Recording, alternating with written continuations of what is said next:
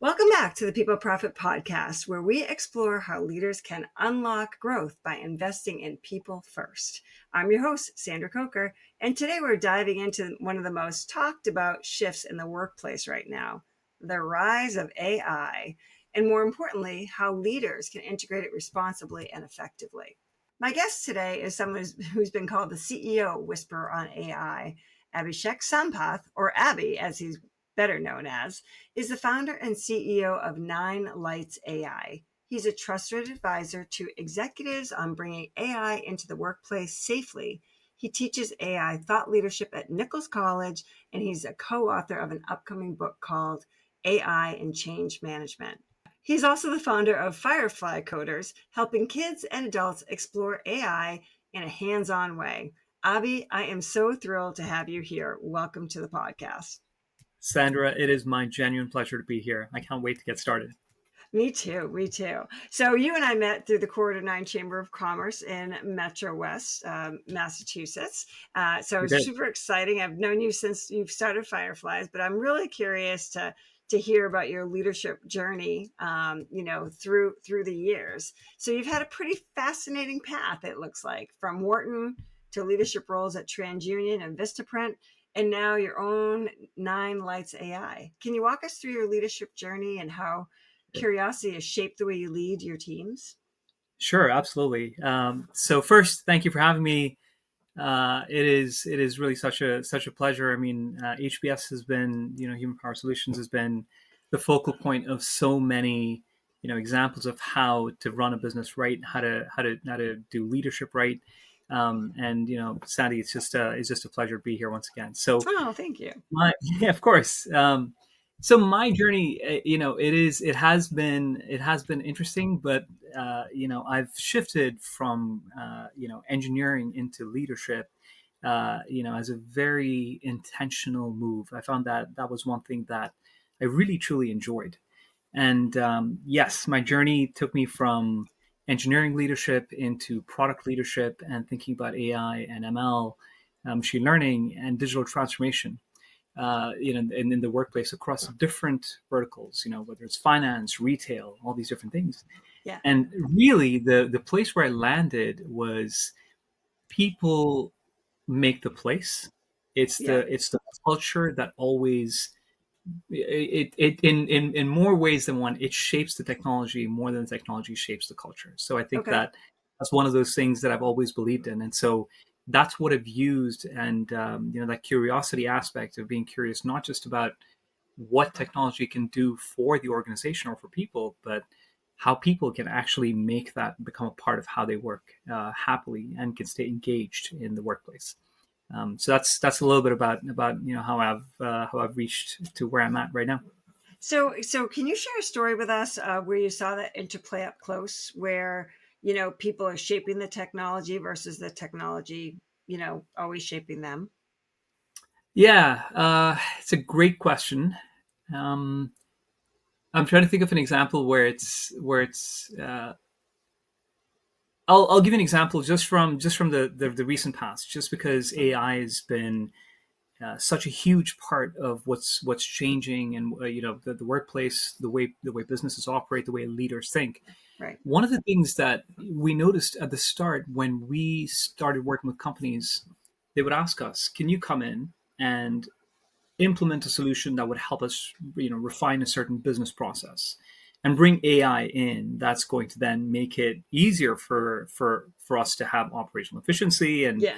everything's looking up and to the right, and all those fun things." But as we brought that in, it's easy to fall in love with the technology and say, "Hey, this is going to just change the way everything works." Yeah. But what you start to realize is what really forms the fabric of the place is not the tech. So when we were working with a company recently that did invoicing and purchase orders and order management, what we found that the way that the people, the team members there worked with the technology effectively made us improve it. The way that we had set it up at the start, the way that you would traditionally do it, was not really ideal. And Yeah. this goes back to a lot of different studies that have been out there, which is AI, just for the sake of AI, is not the optimal solution. Really, when you bring people in and you understand how people work and Hmm. you put together with what AI can offer, that's when you actually have the best solution. And after they came in, we really had to change the system, and the end result was actually even better. That's awesome. It's the culture side that really matters, right? It's like what's going on in the Absolutely. company, and how the culture embraces these changes. So I love that, because so many people are afraid I'm going to lose my job and blah blah blah. But it's like, Right. there's just certain things that cannot be duplicated through any kind of AI or machine learning. One of the things you said in the prep that I was doing, before this, is you admire Richard Branson's approach of curiosity and smart risk taking, right? Yes. Where have you done that? Like, why do you admire it, and where have you kind of practiced that? Yeah, I love this. So one of the things that we have always done, and this has been at every company where I've been had a leadership position, including Nine Lights AI, is our team members have complete freedom to try new solutions, to learn different things and bring that in and try to add something to the DNA of what makes us who we are. Yeah. I think having that freedom to be able to do that, it does so many good things. But just off the top of my head, what it does is it allows people to build that sense of ownership in what it Hmm. is that they're building. And Yeah. once you do that, that's strong leadership, because what you're saying is, I trust you. And I think trust is so pivotal in making all of this work, especially when you have this game changing new technology that's out there. You Right. need to show your team that you trust them. And I think even at this moment, it's even more valuable than it's ever been for somebody to feel that way. And it's what you said, Sandra, which is, people think, is AI going to take my job? Right? There's that fear. Right. And the only way that you can, at least one of the best ways that you can help allay some of those fears, is to actually let them have ownership in what's brought in and how they can use it, and tell you, not you just forcing something on them and saying, hey, this is what we're going to do. So when Right. you do that, that's, I believe, that's what a strong leader should do, is allow your team to experiment, have that safe sandbox, have those guardrails, and let them give it a shot. Let's see what happens. And then Yeah. you never know. Right. Something great out of Yeah. Could be brilliant, right? it. Exactly. So I think that's really interesting, because you use the word trust in your people, and trust that they are going to try new things. And one of my lines is trust that they're going to make mistakes, right? Yep. They are working so hard, and they're fearlessly looking for solutions. And I think that with AI, people are, and maybe I'm going to ask you this question then, like, do you think with AI people are less tolerant of mistakes, because you know if they're using it, they shouldn't make mistakes? What are you seeing out there? Yeah, and just to clarify, when we're talking about people, we're talking about our team members who are actually using AI to do their work, right? Yeah. Yeah, Yeah. I think that tolerance, I think you nailed it. That's absolutely critical. You need to give your team members room to run. Yeah. They need to. I always think about when my son was trying to learn how to swim. Right, initially he was afraid of the water, but you let them try different things. They get in, and then he uses eight floaties, and then he uses something else, and then slowly, he kind of, it works. It doesn't work. He kind of, dips his head down for a second too long, and he's like, ah. But then eventually he gets it, right? And slowly builds confidence over time, realizes what works, how Yeah. he works, how he processes, difficult situations. And I think it's similar to that, right? As Yeah. we're all human in the end, we've got to try it, and we've got to fail, and we've got to break stuff. And it's only after you do all of that that Right. you realize, okay, hey, you know what? It makes sense when I do it this way, but when I do it the other, it doesn't really work. And there's an interesting, it's very interesting that you brought that up, just because it actually, if I like thinking about things, as what happens next. So what, right? Yeah. So what if you do this? The so what there is that when it's time for you to then evangelize adoption across your teams and say, hey, it's not here to take your job. It's not here. AI is not here to do your work and put you out on the street. It's basically, you're going to have this foundation of support coming from people that have already tried it. They're going to say, hey, you know what? Yeah. It's okay if Abhi says it. I've tried it and I know that it works and I know that this is going to help us be better and perform better. And overall, it's going to be a net positive for us. So yeah, absolutely, absolutely. Got to get you got to let them. Love You it. got to trust that they're going to take it. Yeah, Yeah, yeah, absolutely. they, for sure. Yeah. So, today's workplace, it's going like speed of light, right? Hybrid work, shifting expectations. AI is like almost can be used in almost every role. And you've said like the tech part is easy, it's the cultural side that's messy. Why do you Yeah. think that leaders often underestimate that cultural piece? It's a great question, and I think it's a bit of a multifaceted answer. I think um, so. The way I think about it is, do leaders get it wrong? Maybe not. I don't know if that's how I would put it. But the way I think about it is, when you're a leader, you're under pressure in many through many different fronts, right? You've got Yeah. the people that report into you, who are worried. They're fearful of what's going to happen, right, with this technology. When Yeah. you think about the people that you report to, right, it could be the CEO, it could be whoever else. They're going to have a perspective on why hasn't it been implemented yet. And Right. then you have your boards, and your boards, that's where we see a lot of pressure. When we talk to a lot of our companies, boards are asking, hey, how are we going to operationalize AI, within the company methodically, and then be able to realize these operational efficiencies, right? Yeah. How are we going to make the company move faster and better? So when you think about that, it's easy to just be swept up in the, let's just get something going, and then let's put that out there. Yeah. And it's just it's you're reacting to a lot of different things. And what we've found, when we do our advisories with CEOs, with the C-suite at a lot of companies, mid-market companies, we always tell them, step back for a second and think about what your business objectives are, Right. and then what your top line business objectives are, break those down, prioritize them, and then very methodically get into where you want to apply it first. When we do it that way, things tend to go a lot better, rather than Hmm. just let's just get it in there, and then the people will deal with it. Just get on board, that kind of thing. That's Yeah. always harder. But when you do Yeah. it this way, it then accelerates and actually leads to a better outcome in the end. But yeah, great because question. because people are looking forward to it. Like you give them a little Yeah, chunk, you give them a little chunk. It's like having a piece of cake, like you have a little bite of right, cake, and then all of a sudden the cake is gone. right, So yeah, I love that. I love that. yeah. So talk about creating stability with energy. I loved that phrase. What does that actually look like day to day for a leader Sure. managing change? Sure, absolutely. So I'll give you another example of where we worked with a mid-market supply chain company, right, where we did the stability with energy. Yeah. And what they were looking for was exactly something like this. How can AI come in, and how can we use it responsibly, protect our customers' data, protect our data, Yep. and be able to get this out there, right?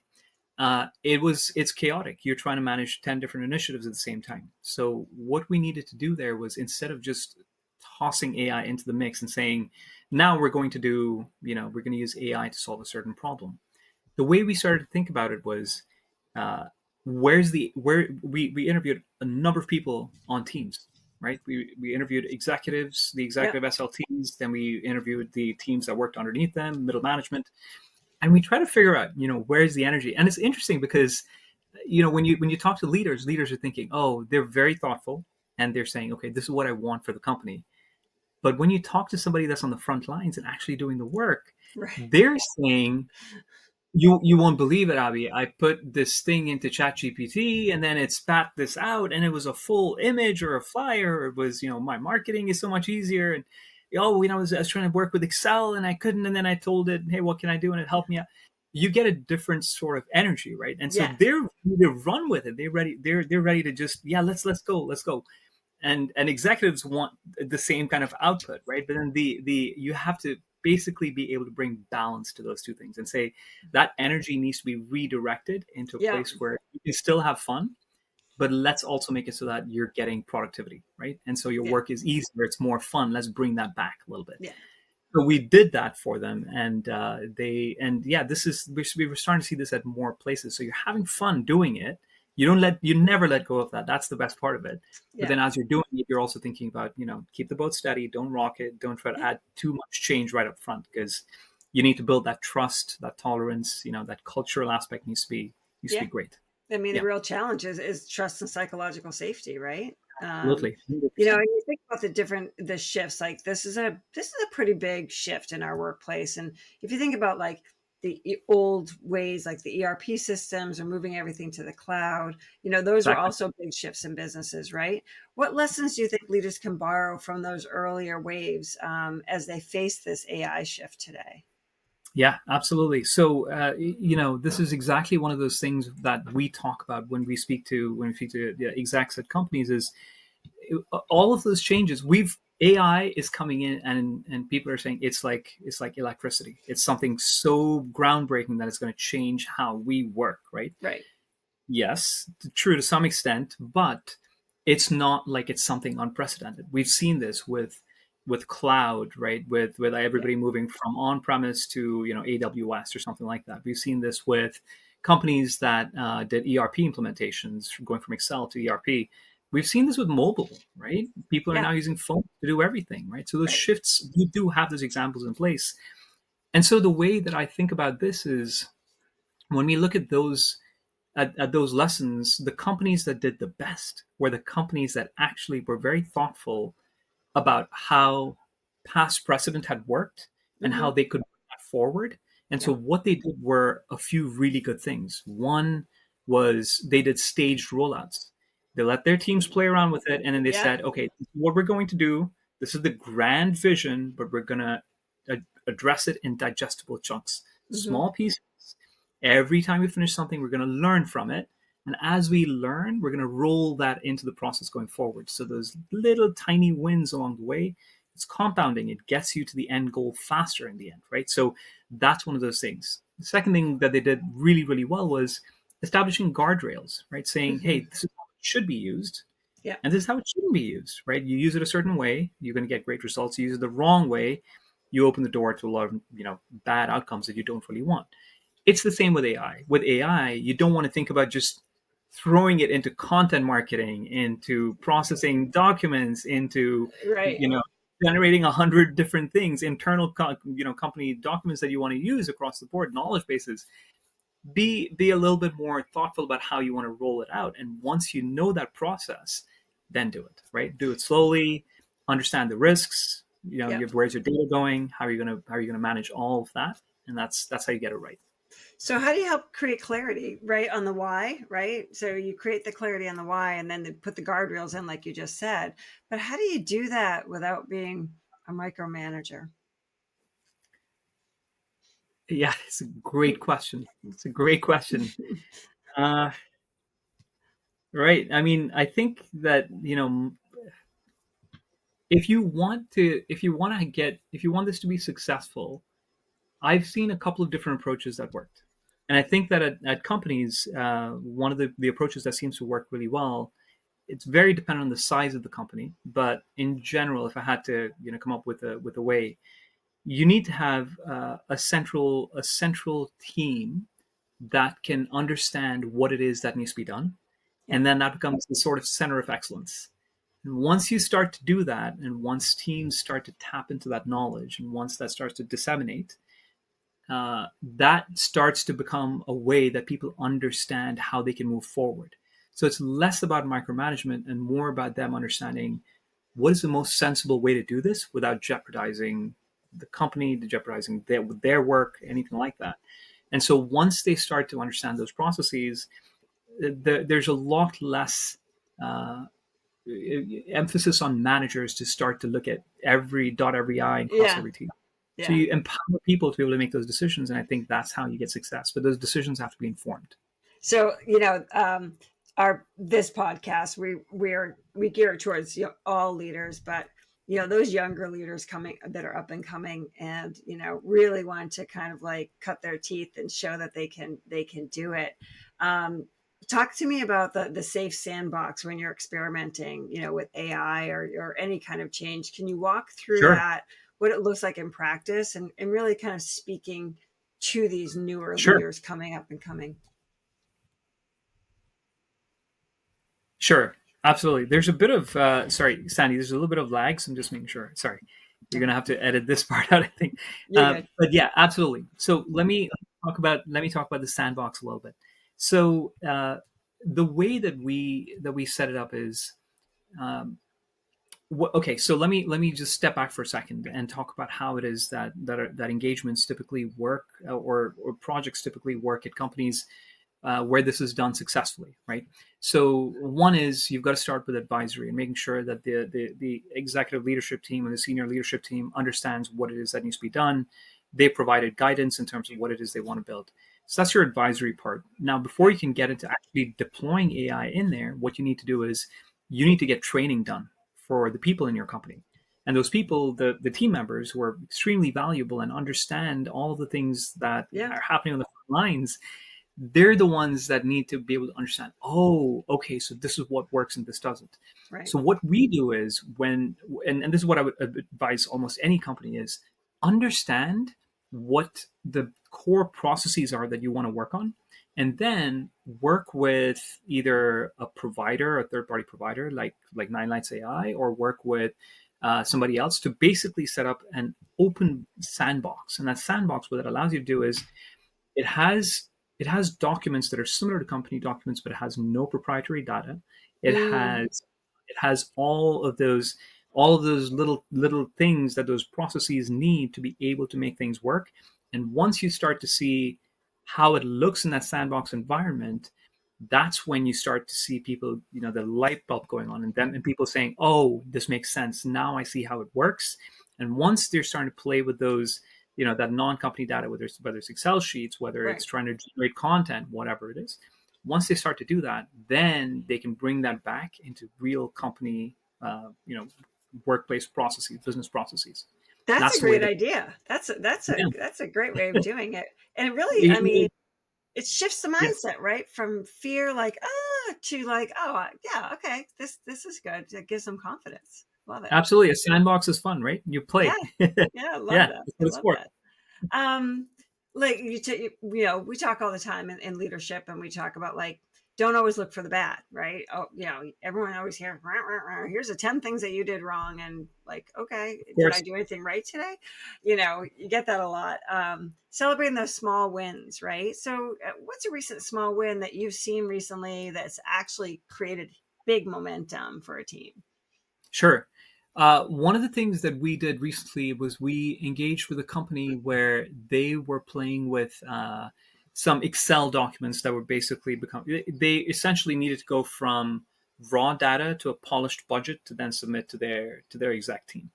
Okay. And they would take an Excel document and then they would have to, wrestle it to the ground, be, get more information from 10 other places, put all of that together. Then finally, when they were done and everybody could, dot the I's and cross the T's and say, it's all good from my end, you get so many different touches on this thing. And finally, you end up with a first draft document, right, Yeah. of a budget report that then needs to go through approval and that gets passed on. And it's a whole process. So one of the things that we did was we said, okay, so this is something that causes an extraordinary amount of pain. And so we said, here's your sandbox, right? We've set it up. It's connected to a foundational model, which is basically OpenAI, and it allowed them to be able to play around with non-company data and say, be able to say, if I have this Excel document and it's coming in from 10 different places, can I move it through the system so that it gets done faster and everybody just signs off on it? And they could, and they said, what, how is this happening? And within the same thing that would take them weeks to get done was getting done within minutes or hours, right after everybody took a look at it. It's And so for wild. them, yeah, and of course, you're it's not perfect, but it's shocking to see that work that took so long is now done so quickly. Yeah. Of course, you've got to build checks in afterwards to be able to say, okay, is the data right, and is it Right. does everybody sign off on it? But when they see what it's capable of past the point of just, hey, ChatGPT, write me an essay, right? Right. When they get to that point and they can see it in a sandbox environment where, oh wow, this is what it can do, then they bring that same energy back.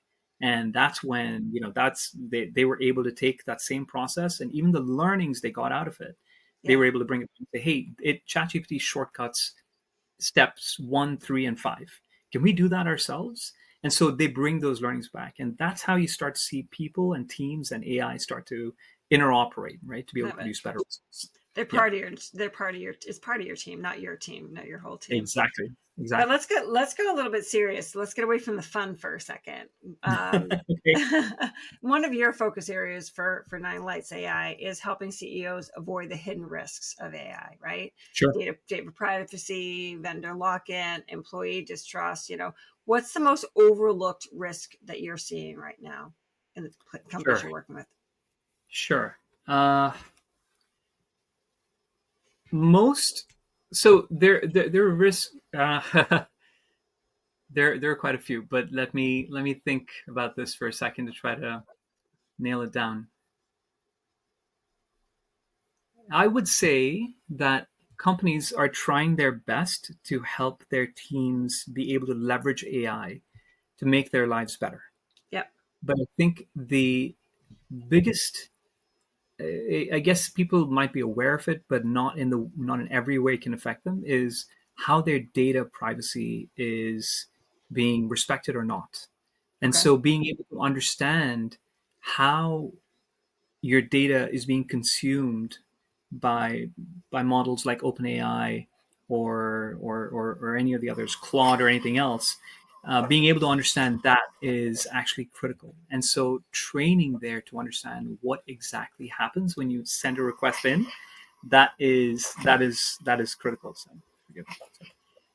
And so that is one of the major dangers that we tell employers is to kind of watch out for. Other than that, there are more specific things when they get into the technology side of it. But I think this is the one where they really have to keep their eyes open. Love it. So, if you were to paint a picture of an organization that's using AI really well, what would you see in their culture, their processes, and their leadership behavior? Sure. Oh wow, that's a great question. That's phenomenal. That's like me saying, "Oh man, this is how I think that you should do it, and this is Yeah. how if you do it, it's perfect." I love it. This is a great question. Okay, I think change starts, it should start at multiple levels within the company. So I think that if you are going to, bring this in, and Sandy, give me the three things again that you just mentioned. I want to make sure I don't miss any of them. Yeah. So the culture, Culture, processes, yeah, culture, processes, and leadership behaviors. yeah, leadership behaviors. Yeah, okay. Yeah, I love this. Okay, so culture, processes, and leadership behaviors. So this is how I think about it. Every every technological introduction like this, it has to start with trust. You have to trust each other. You have to trust that you are going to do what's best for everybody, right?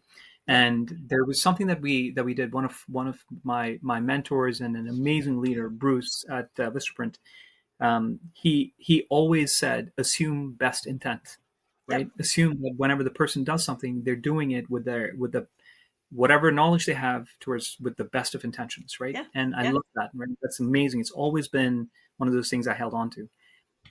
When you assume best intent and you assume that people want to do the right thing for the right reasons, then it really makes you step into their shoes, think with empathy, think about what it is that they're actually trying to achieve. How are they trying to eliminate pain from their lives, right? Right. And make things run a little bit better.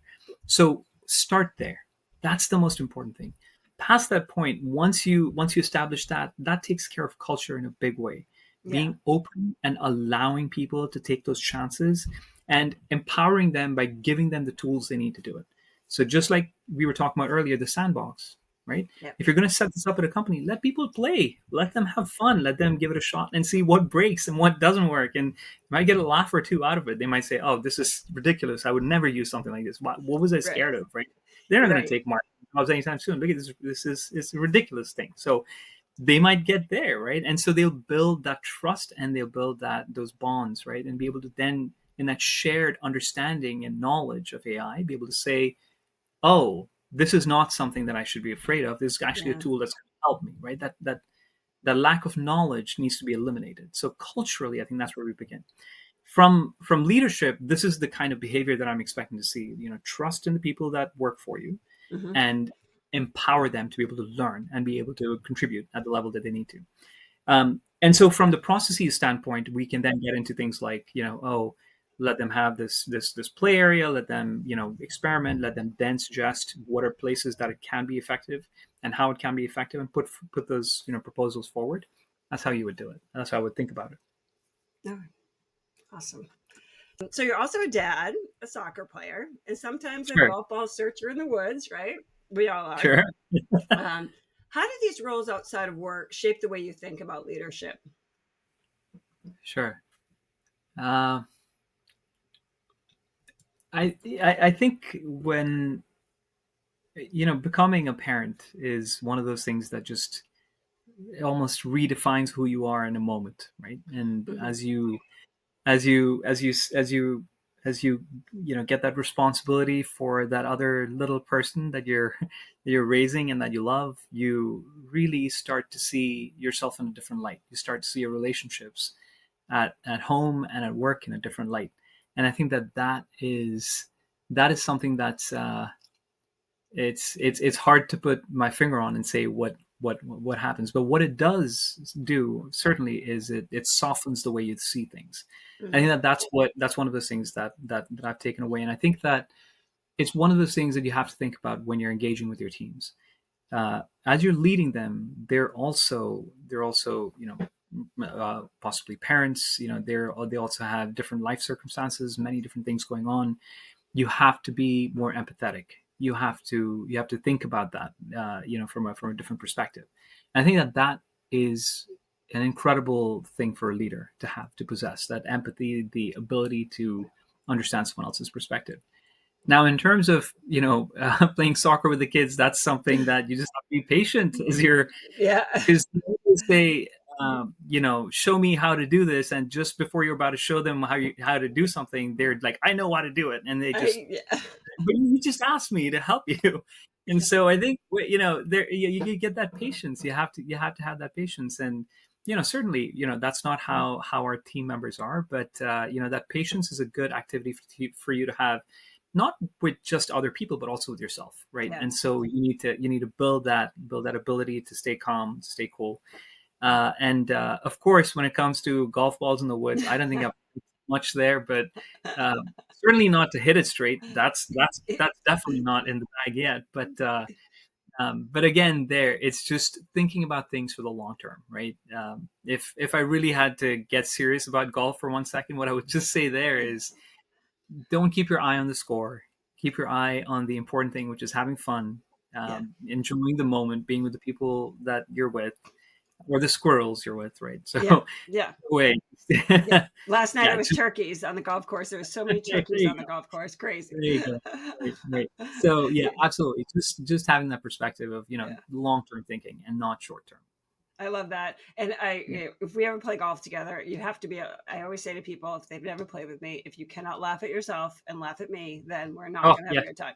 So, so absolutely. some exciting things for you. You're co-authoring a book on AI and Yes, change management. yes. What's one takeaway you hope that every executive carries away from this book? Yeah. So the book is right now it's in review, but we'll see what comes out of that. But the title of the book is "Trust is the Fourth Constraint," and what that's a reference to is the golden triangle, right? So when you think about operations, one of the things that's not talked about is, you can think about the scope of the work and the time and the resources and the people and all these different things, but one of the critical things that you need to think about is trust.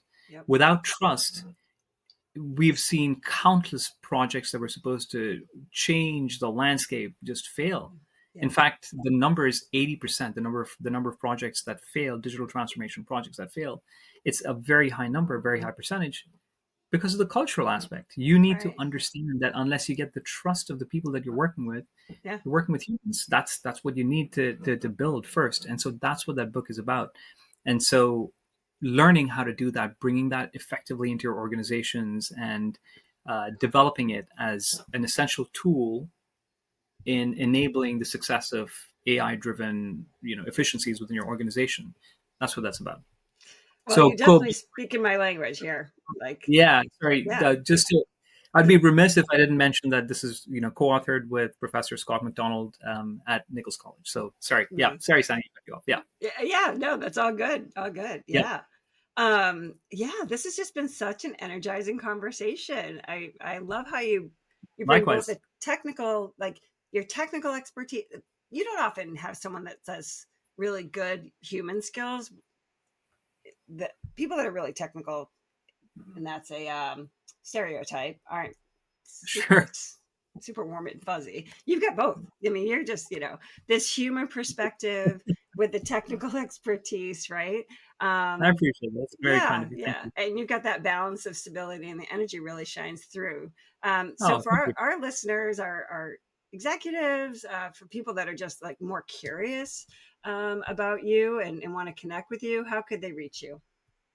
Oh, sure, absolutely. So they could reach me through my email. That's the best way. It's abhi@ninelightsai.com. They can go to the website. That's ninelightsai.com, or they could find me on LinkedIn. It's again the Nice. same address, or just my name, and Awesome. that should be. Yep. And we'll put the links below for you as well, for you guys. So if you guys can check out Abby, and when his new book comes out, we'll definitely be promoting that as well. Mhm. And to everyone tuning in, thank you for listening to the People Profit Podcast. If you found today's episode valuable, please like, share, and subscribe. It helps us spread these conversations to more leaders who want to put people first while driving profit. Until next time, keep leading with change, curiosity, courage, and trust. Have a great day.